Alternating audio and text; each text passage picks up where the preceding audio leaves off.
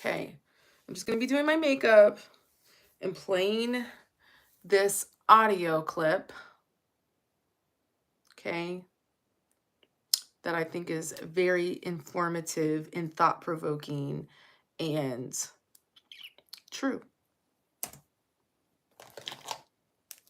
And I'll be answering comments as they come up, and I'll be adding in my input as that comes up. Wasn't God's plan. How many Hopefully, bold ideas, hold how on. many big moves, how many chances. Hopefully y'all can hear this. If y'all can't hear it, just let me know. I'm about to start all the way over in a second. Real. Religion doesn't just take up space in your head. Okay. How many dreams have died because somebody said that wasn't God's plan? How many bold ideas, how many big moves, how many chances at greatness have been abandoned because you were waiting for a sign from the sky? Let's be real, religion doesn't just take up space in your head, it hijacks your entire operating system. It tells you what to think instead of teaching you how to think. It replaces confidence with guilt. It swaps out courage for obedience. And worst of all, it teaches you to shrink yourself while making some invisible being the star of your own damn life. You were never meant to live in somebody else's shadow.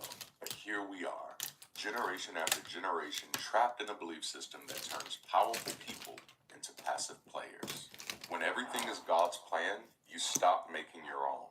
The most dangerous thing you can believe is that your life is not your own. If you believe that every decision, every opportunity, and every outcome has already been predetermined, what's left for you to do? What's your role? The moment you surrender your agency, you give up your ability to shape your own future. And the worst part, you'll never even know what you're capable of. Imagine making $453,000 in a single month as an Okay, I thought I had the one without affiliate marketer. Without the commercial, my bad. Ownership, you've been conditioned. The moment you surrender your agency, you give up your ability to shape your own future. And the worst part, you'll never even know what you're capable of. Because instead of taking ownership, you've been conditioned to sit back and wait for permission from the invisible. If everything is God's plan, then by definition, nothing you do matters. You succeed, that was God's will. You fail, well, that was also God's will. You suffer, that's just part of the plan. You thrive, that's also part of the plan. Do you see the problem here? A belief system that explains everything actually explains nothing. It's a cosmic gaslighting scheme.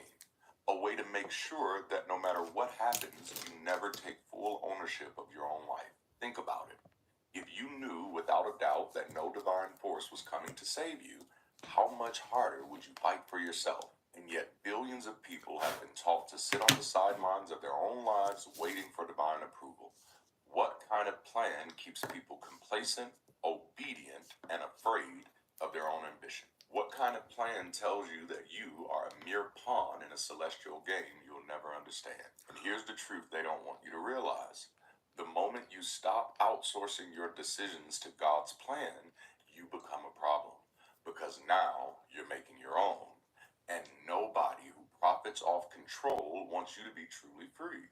So the real question is, whose plan are you really following? Can y'all hear this well? It's a crutch for inaction. Prayer is the most sophisticated form of procrastination ever invented. It gives you the illusion of taking action while keeping you firmly in Let me place. know if y'all can hear How many this. people have prayed for a better job but never applied for a better job? How many people have prayed for healing but never visited the doctor? How many people have prayed for success but never put in the work? And let's be clear, if prayer worked, we wouldn't need hospitals, we wouldn't need food banks, we wouldn't need courts, laws, or governments. Okay, I'm just going to pause the video right there because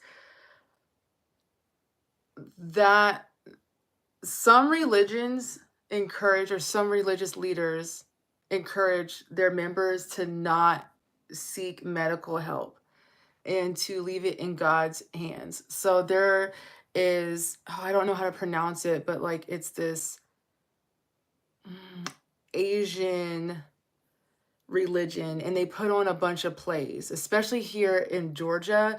When I was growing up in the Midwest, I did not see that. But when I moved down to the South, I was seeing this play be advertised.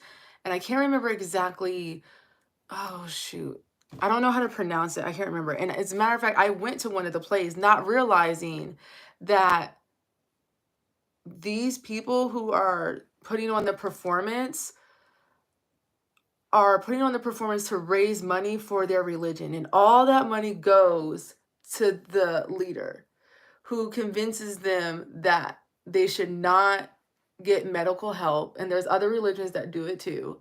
And if you know what I'm talking about, type it in the comments, okay, or in the chat, because I feel like a lot of people don't know that this performance that these Asian people are putting on, all that money goes to the religious leader. The people who are doing the performing, they only get a little bit of that, from what I understand, to like just have the basic things that they need to have, like food, water, shelter, that kind of thing. And they have to travel, and they have to keep their bodies, up, which I don't think that's necessarily a bad thing, but like being conditioned to think that you need to be putting on these performances for God is crazy. So why I'm getting like mad text messages right now. I'm getting so many text messages. There was something else I was gonna say, but I forgot. So I'm just gonna continue to play. But deep down, even the most devout believer knows prayer alone won't solve a damn thing. That's why after praying, they'll still go looking for a real world solution. Prayer is not just a waste of time, it's a form of surrender. It conditions people to accept passivity as virtue. It replaces self-determination with wishful thinking. If you're sick, pray. If you're poor, pray. If you're struggling, pray. But in the real world, nothing changes. It's the equivalent of whispering your problems into a bottle and throwing it into the ocean, hoping that reality bends to your wishes. It won't. Imagine two people both want to be financially free. One of them prays every morning for abundance, for wellness, money cometh to me. The other one studies investing, builds a business, and learns new skills. Fast forward 5 years, who is likely to get closer to And okay, also too, if you're like watching and able to, let me know if you can hear the audio. Okay. their goals? This is as loud as I can get it, I believe. Because while one person was waiting on God, the other person was making moves. This is the brutal truth. Prayer doesn't change reality. Action does. Faith will tell you that patience is holy, that waiting on God's timing is a virtue, that being Okay, so this guy is saying that you have to pray, or like what a lot of Christian leaders tell their members to do is pray for the things that you want. And I know that a lot of Christian people would say, well, no, because it's also in the Bible that faith without works is dead. So that is true, and not all Christian religions are like the same or teach the exact same thing. But there are other Christian religions that do not teach that faith without works is dead. Like they just say you just need to pray and put in God's hand, and then that's it. Okay. So it just depends on what you have been exposed to, whether you believe that or was in a religion that taught that, or if you had just learned that. I just learned that through having other Christian friends. So I do feel like some people know that, but I don't feel like everybody knows that. Some Christian religions tell their members that, like, just put it all in God's hands. You don't have to worry about doing anything. You just need to pray, and God will find a way for you, or God will figure it out. You don't have to really do anything. I've heard this before. I was in the religion that believed that like faith without works is dead. Like you not only had to pray, but you also had to do something to help that prayer along, kind of thing. But some teach you just got to do the prayer. Just got to do the prayer. being still and trusting in the divine is proof of wisdom. But in reality, it's just a brilliant way to keep people obedient. Because as long as you're waiting on God, you'll never challenge the system. As long as you're praying for change, you won't fight for it. As long as you're on your knees, you won't stand on your feet. And that, my friends, is the real reason religion teaches you to pray. Because people who pray don't protest. People who wait on miracles don't make history. And people who believe a higher power is in control never realize that that power was theirs all along. Waiting on God becomes an excuse for stagnation. And the result? Lost time, lost potential, and lost personal growth. So the real question becomes, how many dreams have died in the waiting room? Ever wondered what your home looks like? Okay. So, I mean, like, just letting that information digest, you know, it's true. Goes to God, blame It's goes to true that these religious leaders tell their members to just leave everything in God's hands and just, you know, pray, or you didn't pray hard enough, or you're holding some secret, or, you know, you're spiritually weak, something like that. If your prayer doesn't go through, and then, like, what you ask, you don't get the results that you were hoping for and praying for, they blame it on the person and not on God or the leaders, or being misled. How many dreams have died in the waiting room of prayer? Let's talk about the credit. Credit goes to God, blame goes to you. Okay, Here's like the I most just said. insidious part of religious belief. When something good happens, God gets the credit. But when something bad happens, that's on you. Land a great job, God is so good. Lose that same job, you must not have prayed enough. Recover from an illness, God healed you. Die from that illness, well, we don't question God's will. No matter what happens, God never takes the blame. It's either praise for him or shame for you. And that's not just bad theology, it's psychological abuse. Because of everything good is credit. Like, I really just feel that this video hits everything. It hits everything. So it really gets people thinking. Like, I feel like once this video gets more seen, heard, that a lot of people are going to be, I mean, I know people are already questioning now in all Christian religions, and or just all religions in general, but this is just like all in one. It's like hit after hit after hit. And all of it is true. You can't deny it. And I know a lot of people say the truth hurts, but it also sets you free. Like, don't ever tell me a lie. I'd rather hear the truth, even if it's going to hurt, because I know I will be set free. And I feel like some people want to be coddled and lied to, but at the end of the day, you're just hurting yourself. And I know people's egos get caught up in certain things too, as well. You know, they don't want to come to the realization that they have been fooled and misled and taken advantage of. And, you know, you condition your whole family to believe in this, or you raise your family in that. And, you know, because you just didn't have all the information, and that's okay. You know, so I know people can let their egos override what is true and what's like in their face, if that makes any sense. They don't want to they don't want to admit to something that is just straight up true, and it's just staring them blank in the face, boldly in the face, and they just want to keep on with this lie, because then they would have to admit they were wrong. And there's nothing wrong with being wrong. If you were dealing with limited information, you got to think we're living in a different time now. We're able to share different information. We're able to connect the dots more so than we ever were before. It's not like we had technology like this to this extent, right? At 20 years ago. It was a baby 20 years ago. So now, let's see, I was growing up with the internet. So kind of like the internet is 37, 40 years old. Okay. In the internet, just think of the internet as a person. It's a 40-year-old person. Okay. So yes, there were books and things like that, but how much longer did it take you to read a book? How, in the way the society was set up, you weren't able to like really read that many books in 1 month and be able to grasp all this information, digest it, and then regurgitate it out to explain it to someone else. And then that gets spread across. Like, no, that's why the internet is so great. you know, and the capabilities that the internet can do, and we can share information, ideas, thoughts, experiences. Okay, so that is something I have come to realize to an external force, a while then ago. you never own your own success.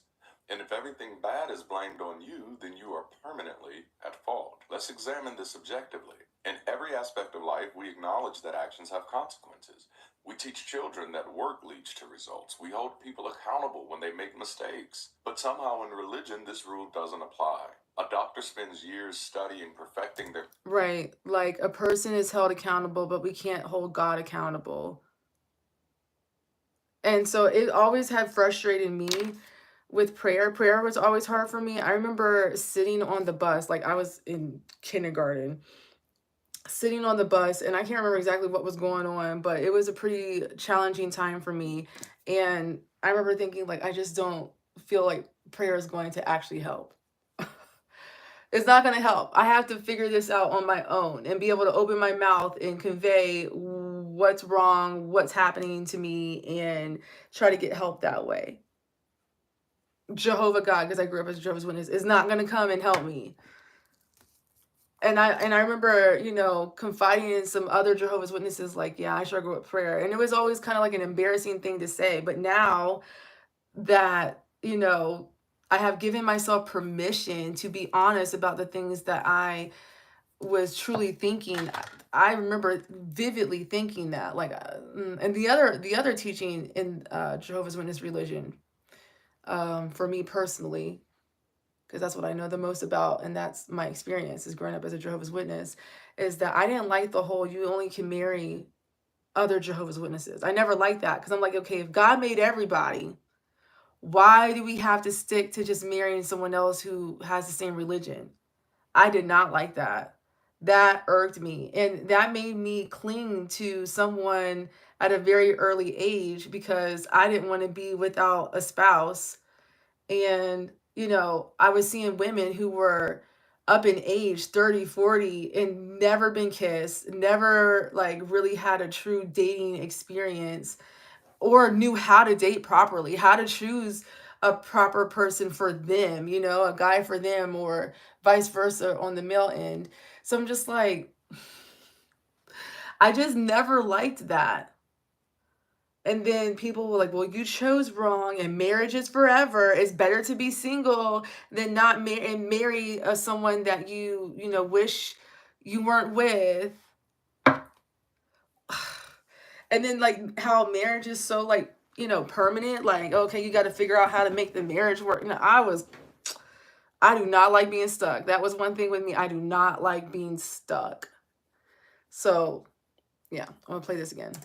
Craft, working tirelessly to save lives. The moment they succeed, thank you, Jesus. A scientist discovers a life-saving cure. What does religion say? Praise God. God gets all of the credit, but somehow none of the responsibility. Even when something horrible happens, disease, disaster, death, God's role is never in question. The answer is always, we can't understand God's ways. This is a test of faith. He works in mysterious ways. And the worst part, when you suffer, you're told it's somehow your fault. You weren't faithful enough. You didn't pray hard enough. You must have some secret sin. You didn't have enough faith, even though all you need is a mustard seed. Yo, when I heard that part, I was like, man. Because how many times did they use that example? Like, you just need a mustard seed of faith. But then if something doesn't go right, it's your fault as the person. And it's not God's fault. You know, it's not the angel's fault.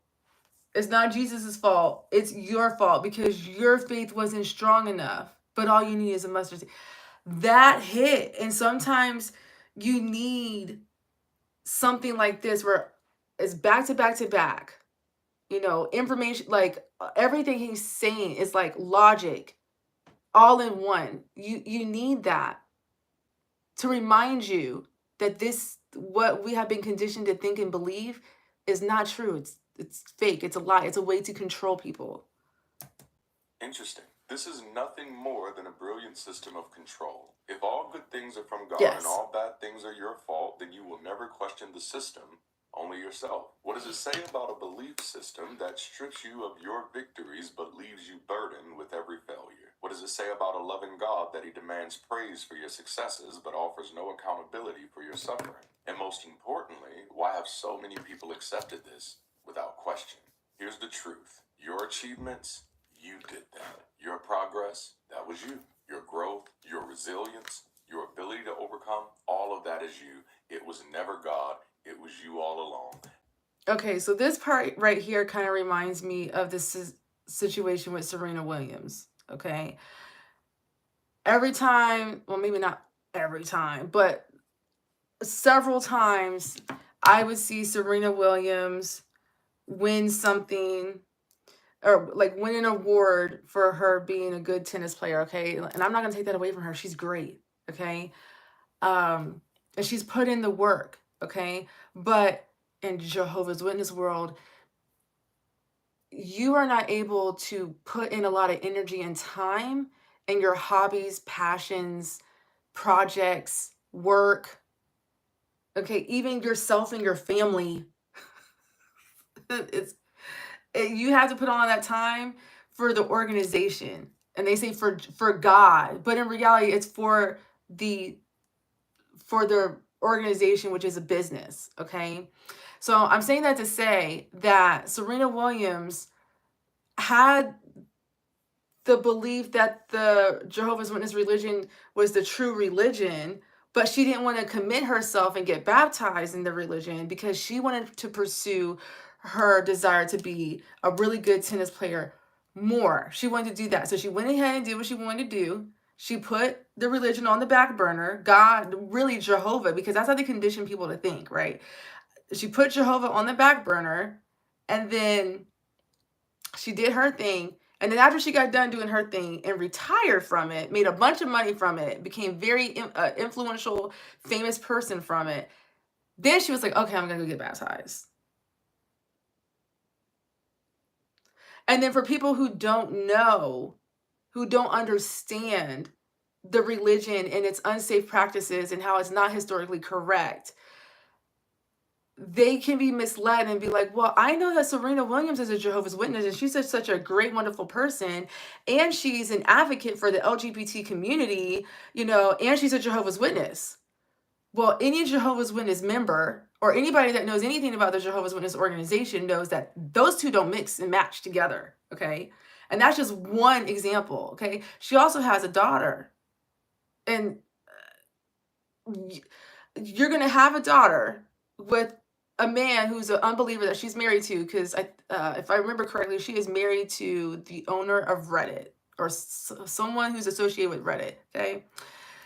And she's going to tell her daughter that she can't celebrate holidays, or maybe she's going to do it, but she's going to be like, hey, this really is a bad thing, or it's pagan and we really shouldn't be doing this. But, because I married your dad and I have to respect your dad because he is the head of household, we're going to be doing these celebrations, but I genuinely don't believe this, or I don't believe this because this is not what I was taught was right. Even though I did my own thing growing up, okay, and my whole career, even though I did my own thing, this isn't right. Like, it is confusing, okay? And then the audience or the people who like follow her or admire her and that don't know about the religion, they're confused, they're misled, they're uninformed, and I'm not, there's a balance when it comes to, I know there's like this thing about like celebrities and influencers have a personal responsibility to make sure that they are advocates for social justice type things. And I don't necessarily know about that to the 10th degree, okay, to 100%. But that right there with Serena Williams, with doing what she wants to do and then still wants to be a Jehovah's Witness, knowing good and well half the stuff would not be allowed if she was just a normal regular member as a Jehovah's Witness. Okay, like she's using her influence and her money to be able to just do whatever she wants. And it's just, I don't know. I don't know what her sign is, but it's definitely giving Cancer, Capricorn, or something like that, because they are infamous for just being stuck in nostalgia of what they grew up with and what they were told when it comes to their belief system. Even if stuff is just not making sense, like I don't know. That whole situation with Serena Williams especially just really irks my soul. And I would love to have a conversation with her and her be very transparent about like why she's doing what she's doing and why she wanted to be a Jehovah's Witness, but then she turns around and does things that the leaders of that religion would not approve of if another regular member would, was to do. Anyway, I'm gonna play this video again. And the moment you take back that credit, the moment you stop giving away your wins, you will see just how powerful you've been. Oh, I forgot to mention this. So when Serena Williams would win some award for her tennis playing, she would give credit to Jehovah God. And this is before she even got baptized. Okay, she wasn't giving herself credit with all the hard work that she had did. She gave above all the credit goes to Jehovah God. So Jehovah God wanted to, put all his, his energy and time into you and, whatever he wanted, but he wanted to neglect the kid that was being born with no limbs. He wanted to neglect the country that's, being taken advantage of by, or a country that's being colonized, and like he's ignoring these people who need help. You know what I mean? Make it make sense. That never made sense to me. It never did. And I was too afraid to say that out loud because I just thought I was being ignorant. I didn't know enough, or I was missing something. I didn't interpret the scriptures right, or I didn't have, enough faith, or I was spiritually weak, because I was told I was spiritually weak so many times.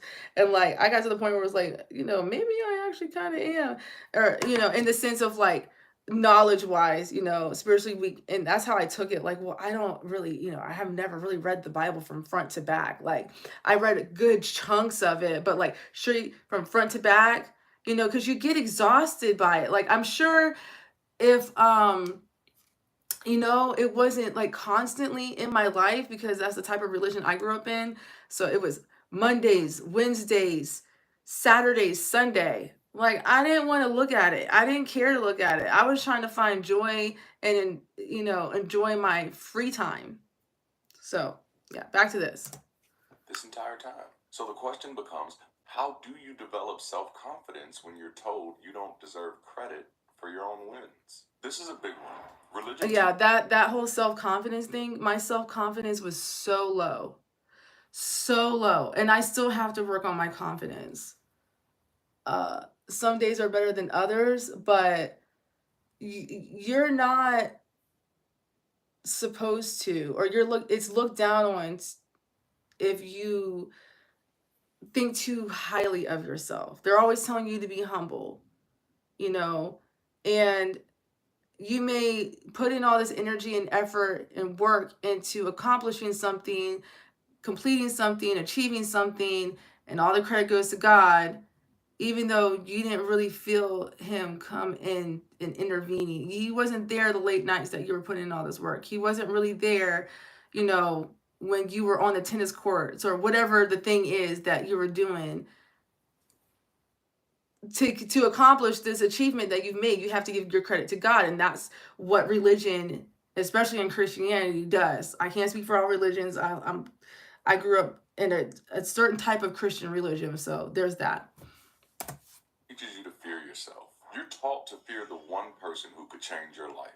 You. Think about it. From the moment you step into a church, a mosque, or a temple, you're told your thoughts are dangerous, your desires are sinful, your ambition, it's prideful, your doubts are proof that you're weak. This isn't an accident. This is programming. Because a person who fears themselves will never trust their own power. And a person who doesn't trust their power will always need someone else to tell them how to live. Religions condition people to be terrified of their own curiosity, confidence, and independence. Consider how many natural human emotions and instincts are labeled as dangerous. Desire, that's lust. Pride in your work. Did you know? We're able to give our patients their permanent teeth. Hold on. hard questions. We'll see that people to be terrified of their own curiosity, confidence, and independence. Consider how many natural human emotions and instincts are labeled as dangerous. Desire, that's lust. Pride in your work, sinful arrogance. Asking hard questions. Well, see, that's doubt, which weakens your faith. You wanting financial success? The love of money is the root of all evil, bub. Do you see the pattern here? Every instinct that might make you independent, powerful, or free thinking is framed as a trap set by the devil himself. Why? Because a person who trusts themselves cannot be controlled. From childhood, we're told things like, don't lean on your own understanding, or your heart is deceitful above all things and wicked. Only God's wisdom is trustworthy. The translation, never trust yourself, always trust the system. And so I'm just going to pause right there because I've always thought about this, is that until you're told otherwise, until you're told by your parents to believe something else, your original gods are your parents. And even still, with knowing that you know, a person is, you know, is taught to believe in God, right? That child is still looking for their parents' approval.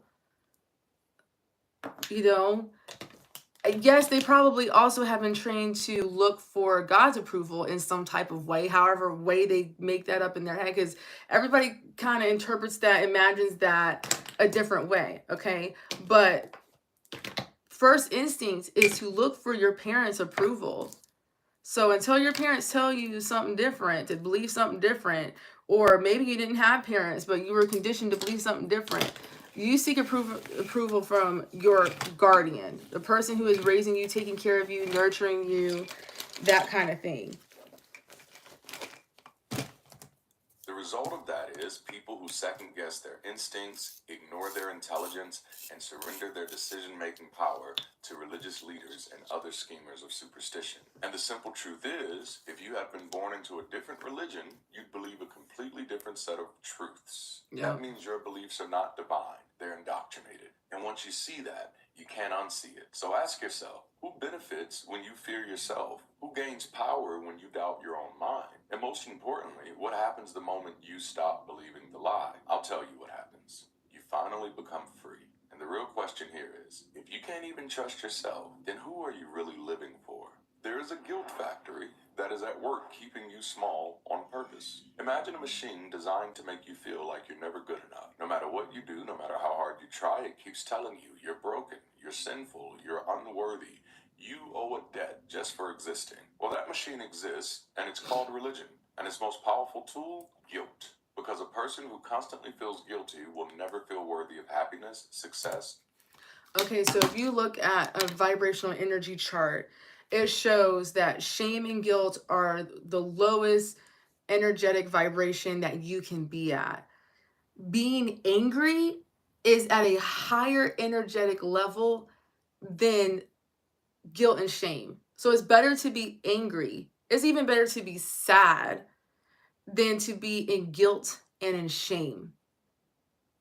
So if there's a way to get a person into guilt and to shame, they are very easily to be manipulated. And that has been figured out, and that has been used against the masses amongst people to control and suppress people, you know, as a whole in an area. Because, and I thought this was very, very interesting.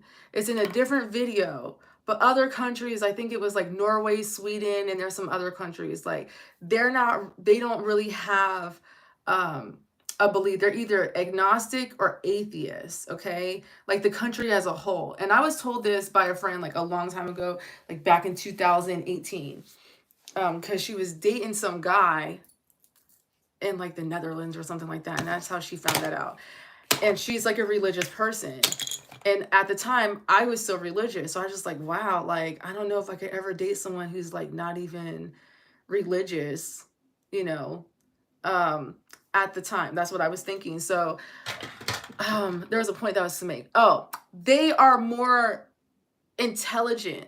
Those people in those countries that are not ruled off of religion or have a strong belief in being controlled in that type of way. Okay, I'm not saying don't be spiritual or like these people aren't spiritual, but like religious. Okay, with religion, there's rules and consequences and stuff that just doesn't make sense, right? Saying I would say that like those people in those countries are much smarter and are a lot more they're like they just operate better. They're wealthier, they're more well off overall. Whereas like countries like the United States and other countries that are like claiming to be like, we are God's people, they're financially struggling. Their economic system is worse. Even though they claim to be God's people and God's people are supposed to be flourishing because they're God's people. Why would God not want to pour into his people? Because it's a lie. And when I had heard that, I was like, oh my gosh, I never even realized that. Or freedom. And that's exactly the point. Guilt is one of the oldest control mechanisms ever created. Why? Because it never runs out of fuel. Religious guilt is particularly brilliant because it's based on something you can never escape, your own nature. No matter what you do, you're always guilty of something. And the only way to relieve that guilt is more obedience, more submission, more dependence on the very system that made you feel guilty in the first place. They give you disease and then sell you the cure. And what's even worse, the cure never actually works. Because no matter how much you pray, confess, or repent, the guilt always comes back. That's by design. Religion teaches you that you're born with a debt that you could never repay. Think about how twisted that is. Before you could even speak, before you had the ability to make choices, you were already told that you're sinful, you're fallen, and that your existence is an offense to a holy God. Simply because guilty people are easy to control. And what happens when you finally reject that guilt? You stop seeking permission. You stop apologizing for existing. You stop believing that you're broken. And suddenly, you realize you were never the problem. The system was. God's will is a moving target, so you never feel secure. Imagine trying to play a game where the rules change every time you get close to winning. One day you're told God wants you to prosper. The next day, the love of money is the root of all evil. One day they say God has someone special for you. But when that relationship falls apart, oh, well, God was just testing you. God has someone better. This isn't divine wisdom, this is manipulation. If God's will is never clear, then you are never allowed to feel safe, certain, or even in control. And that's exactly the point. The beauty of religious authority is that it is always ambiguous. It can never be questioned because it's never consistent. Consider how often religious leaders contradict themselves. God is loving, but yet he is also wrathful and vengeful. God is in control, but you have free will. God wants you to be happy, but suffering builds your character. Well, which is it? Well, it doesn't matter, because as long as the rules are unclear, you'll always be dependent on the system to interpret them for you. Imagine your boss told you that your job performance was being judged by a set of rules, but then refused to tell you what the rules were. Instead, they kept changing the criteria every time you got close to success. You were doing well, but actually we're focusing on something else now. Oh, you thought you met the standard? Well, we've redefined what good enough means. How long would you last before you broke down from frustration? And that's exactly what faith often does to people. It keeps you in a state of perpetual uncertainty. And these stickers, maybe. Failing, always needing someone else to tell you what you should do next. Let's call this what it really is. Spiritual gaslighting. You're being told that God's will is absolute, but somehow it's always changing. You're being told that God has a plan, but somehow you're always the one to blame when his plans go wrong. Why? Because when the rules are unclear, you can never feel safe. And when you never feel safe, you're more likely to seek approval from authority, doubt yourself, obey without questioning. And the moment you see it for what it is, that's the moment you start to take your life back. Religious identity replaces personal identity. The moment you accept religion as your identity, you stop being you. Think about it. You're no longer an individual. You're no longer your own person. You're a Christian, a Muslim, a believer. Your entire existence is reduced to a label. And when your identity is tied to a belief system, questioning that system feels like questioning yourself. That's why it's so hard for people to break free, because they were taught that leaving faith means losing who they are. Religions have always known that controlling identity is the key to controlling behavior. That's why the first thing they do is make sure your faith defines you. You're not just a person, you're a child of God. You're not just an individual, you're a servant of the Lord Most High. Your life is not yours to define, it belongs to the creator of the universe. The moment you accept this, your sense of self is no longer your own. Every thought, every action, every decision must now be filtered through the lens of, is this what God wants for me? And what happens next? You no longer think for yourself. You outsource your thinking to the belief system. This is why religion discourages self-exploration. Your heart is deceitful, or critical thinking. Okay, so he said that religion discourages self-exploration. And so me growing up as a Jehovah's Witness, even reading a self-help book was strongly discouraged. Like, do not do that. So I remember there was some type of example of, okay, so like witnesses would get assignments, and those assignments would require, you know, a man to give a presentation or like a reading, and like the woman would get a partner who is also another woman, and they were supposed to do like some type of conversational dialogue. Okay, and one person supposed to be like an unbeliever, and the other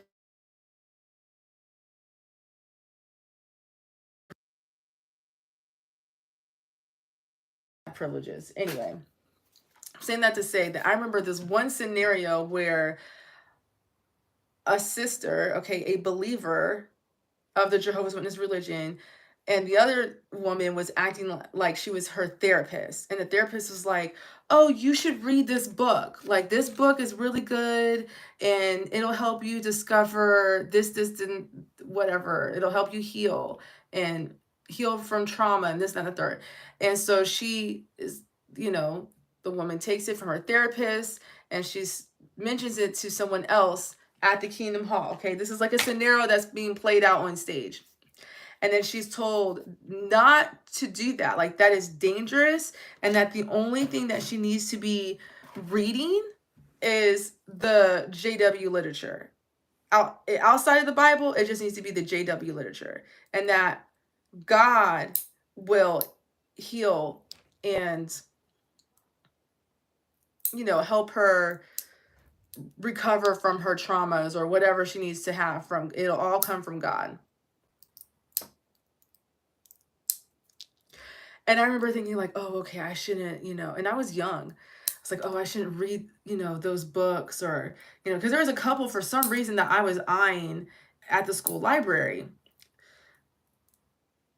And I remember thinking like, oh, I shouldn't do that. I should just look at the literature. And I did. A lot of the stuff that I had issues with, because we had the Watchtower and the Awake, and I would look at the Awake because there was like the young people ask section, and I, you know, I would do so privately. And there was also like the young people ask book, and I would be looking in that, and there was like an old one, a new one, and then even a newer one came out. By the time the newer one came out, I was already kind of like, I'm not really trying to live this life. But yeah, that's what the leaders tell the members to do. They do not encourage the members to get your own understanding self-help or books. even personal autonomy. It is no longer I who live, but Christ who lives within me. Because if you knew who you really were, you wouldn't need them. Imagine you meet two people, right? The first one says, "Hi, I'm an artist, I love creating, and I'm passionate about helping people express themselves." The second one comes to you and says, "Hey, I'm a Christian. My life is about serving God." Do you notice the difference? Which one of them actually introduced themselves? One of them describes who they are. The other describes what they belong to. This is the power of identity manipulation. And the result is people who don't fully know themselves, only the version they were told to be. Because once your faith becomes your identity, leaving it feels like losing yourself. And when people feel like they don't know who they are without religion, they will do anything to say, even if it means suppressing their doubts, fears, and critical thinking. The truth is, you were never just a believer. You were never just a title, a servant, or a follower. You were always more. Who would you be if you weren't afraid of who God wanted you to be? The humble servant mentality kills ambition. How many dreams have died because someone was told, stay humble, be a servant. Don't chase worldly success. How many brilliant minds never started businesses, organizations, or never built careers, never pursued personal fulfillment or greatness because they were taught that ambition is dangerous and humility is holy. This is how faith sets people back. It conditions them to believe that the greatest virtue is smallness. Now let's examine this. Religion has always had an obsession with humility because a humble population is an obedient one. The expectation of humility is often submission. Think about the messages drilled into believers. Blessed are the meek. He who exalts himself will be humbled. God resists the proud. The last shall be first. What is the purpose of these types of teachings? To convince you that seeking success, power, or greatness is wrong. Now ask yourself, who benefits when you choose to stay small? Not you. The world's wealthiest and most powerful people aren't humble servants.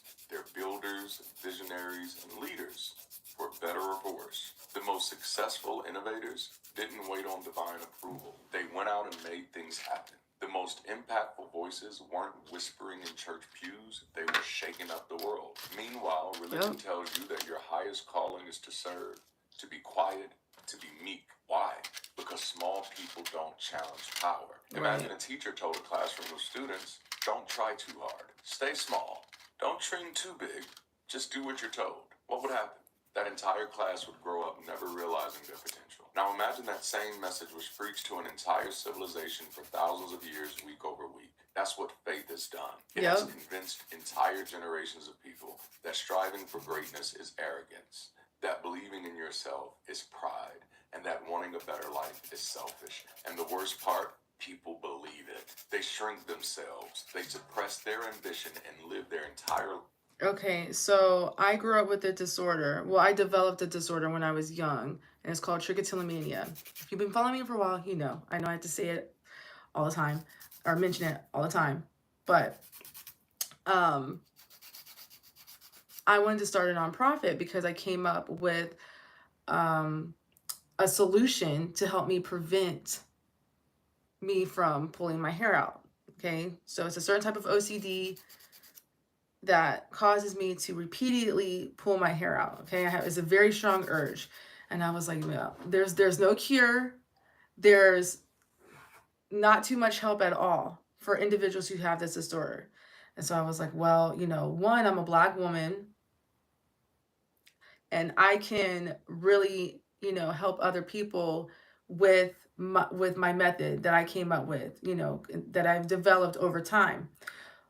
But the Jehovah's Witness leaders would tell the members to not donate to other nonprofits outside of their, you know, the Jehovah's Witness nonprofit, because technically they're a nonprofit. They told the members, don't donate to nonprofit. Like, you know, you go to the grocery store and they're like, oh, give, you know, $1 to $5 or whatever, donate to this breast cancer thing or to children or to this or whatever, right?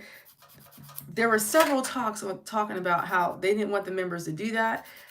They just need to preach to those people and they will be cured from it. And all the money and energy needs to go to the Jehovah's Witness organization.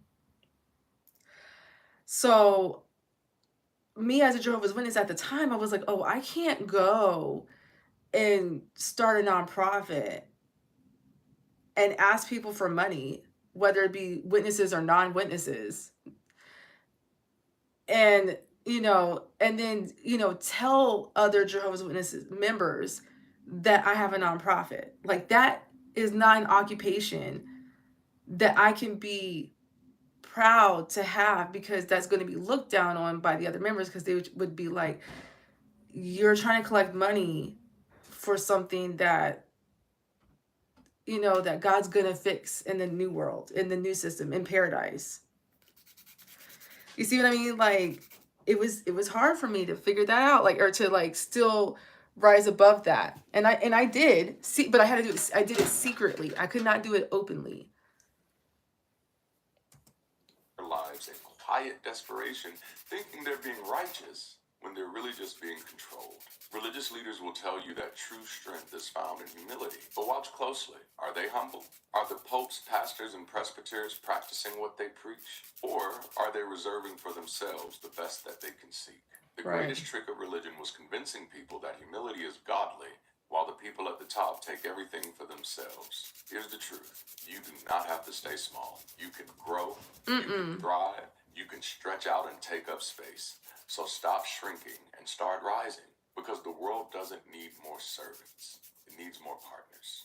God controls the world, so why bother trying? If you believe that God controls everything, then what's the point of even trying? Why hustle? Why push? Why fight for anything if the outcome is already decided without you? This is another belief that kills ambition. It convinces people that no matter what they do, their effort is meaningless. Faith teaches that God has a plan for your life. God opens doors and closes them. What's meant for you will be yours. What does this really mean? It means you're just a spectator in your own life. If your fate is already written, then why set goals? If God is in control, then why strategize, learn, adapt, or improve? If what's meant to be will happen anyway, then why take responsibility for your choices? This belief system often trains people to sit back and wait for life to happen to them. Because when people believe that every setback is God's will, they stop searching for solutions. When they think every rejection is a part of the plan, they stop pushing forward. Faith doesn't empower people, it convinces them that power is out of their hands. Imagine two people. One of them believes their success is 100% up to them. The other believes that success depends on God's timing, God's plan, and God's favor. Who do you think will work harder? Who do you think will take more risks? Who do you think will refuse to settle? The one who believes that they're fully responsible for their own life will always outperform the one waiting on divine permission. Here's the real kicker. Many religious people already know this. That's why deep down they still hustle, plan, and make things happen, because they know that God's will won't get them anywhere. If the idea that God controls everything were true, then ambition would be useless. And yet look at the people who succeed. Are they the ones sitting in prayer circles waiting on signs from above? No. They're the ones taking actions, making decisions, shaping their own experience. What kind of fruit should a person eat if they want?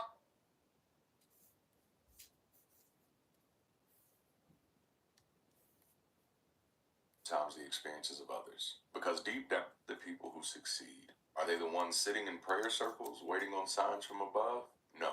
They're the ones taking actions, making decisions, shaping their own experience, and unfortunately, sometimes the experiences of others. Because deep down, we all know that control isn't in the hands of an invisible being, it's in ours. How many problems in the world exist because too many people are waiting on God to fix them?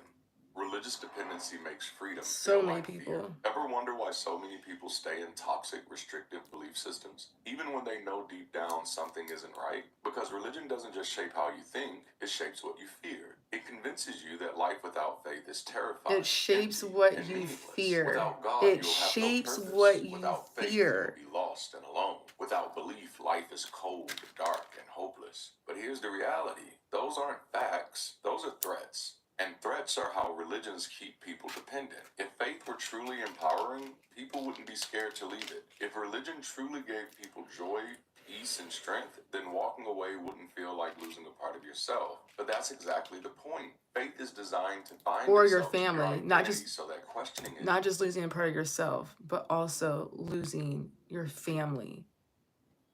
Okay, friends is already bad enough, but family? Feels like questioning your own existence. That's why religious people say things like, I don't know who I'd be without the Lord. If I stopped believing, my whole world would collapse. Without God, life wouldn't be worth living. That's not belief, that's psychological dependency. It's the same dynamic as an abusive relationship, where someone says, you'll never find anyone else who loves you like I do. If you leave, you'll be alone and miserable. You need me more than I need you. The goal isn't to actually empower you, it's to make sure you never walk away. Think of a child raised their whole life to believe that monsters lived outside their house. They're told if you leave, you'll be in danger. They're warned you won't survive without us. They're convinced the world outside is dark, hopeless, and cruel. That child will likely grow up terrified to leave, even if there's real terror within the house itself. That's what religion does to people. It trains them to fear the unknown, so they never question their captivity. Fear-based dependency is not faith, and it's not love, it's control. And control only works as long as you stay afraid. But what happens when you stop fearing the unknown? What happens when you stop believing in threats? You take your first real step towards freedom. Because the truth is, life without faith is not meaningless, it's yours. No guilt, no fear, no limits. Just you in full control of your own story. And that's what religion never wanted you to discover. So let's get one thing straight. You were never weak, you were never broken, you were never in need of saving, but you were taught to believe that you were. You were told that your own thoughts couldn't be trusted. You were told that your desires were sinful. You were told that without faith, you were nothing. But look at you now. You're questioning, you're thinking for yourself, you're breaking free. That's not weakness, my friend. That's strength. That's power. That's you reclaiming everything that religion tried to take from you. For centuries, faith has thrived by convincing people that without it, life would be meaningless. But ask yourself, who benefits when you believe that? Who gains power when you doubt your own? Who profits when you stay small, obedient, and afraid? It was never about saving your soul. It was about controlling your mind. Because the moment you realize that you are always enough, the entire system collapses. You don't need permission to think for yourself. You don't need faith to have purpose. You don't need religion to be whole. You were complete the entire time. So here's what happens next. You either let fear pull you back or you let truth push you forward. So what is it going to be? Will you keep giving credit to an invisible God, or will you own your own success? Will you keep praying for a better future? Or will you start partnering with others to build one? Will you keep living as a servant, or will you step into your full power? Because the truth is, this was never about God. This has always been about you. This is why I care so much and why I challenge religious superstition. Not because I hate God, not because I want to take people's faith away, but because I see people every day who believe so little about themselves. Faith told them they were nothing, taught them to shrink themselves, and made them afraid of their own power, and that breaks my heart. This isn't about losing faith. It's about gaining yourself. Listen, if you're enjoying this Okay, so that was the end of that. But that last part really, when I heard this for the first time, and I've listened to this like at least 8 times by now. When I heard, you know, just everything, but especially that last part, like honestly, I just didn't think very highly of myself for a really, really long time. And, you know, now I understand that a lot of people don't think highly of themselves either. It's just to different degrees. And how that ends up manifesting out in a person's day-to-day life, and how that can be stunting for that person's life and for the community. And it doesn't really help people progress. It just helps, you know, the people who want to stay in control get more powerful. So, you know, I feel like we all have a personal responsibility to get clued up and do better and spread the word, you know, spread truth. You know, that's what I mean by the word. So if you're interested in where I got this audio clip from, please comment below. I was able to do my makeup, completed that. This video is 24 minutes long. I interrupted it, of course. But yeah. Now I'm about to do my nails and then go have an early dinner. And I hope you guys have a great rest of the day. Thank you for joining my live. And if you are watching the recorded version, if you want to know where this audio clip came from, just send a message and I will I think I can put the link in the comments, but I don't know if it'll be clickable. So if you have like an Instagram, an email, TikTok, I can send it to you that way through direct messages. Yeah, so have a good day.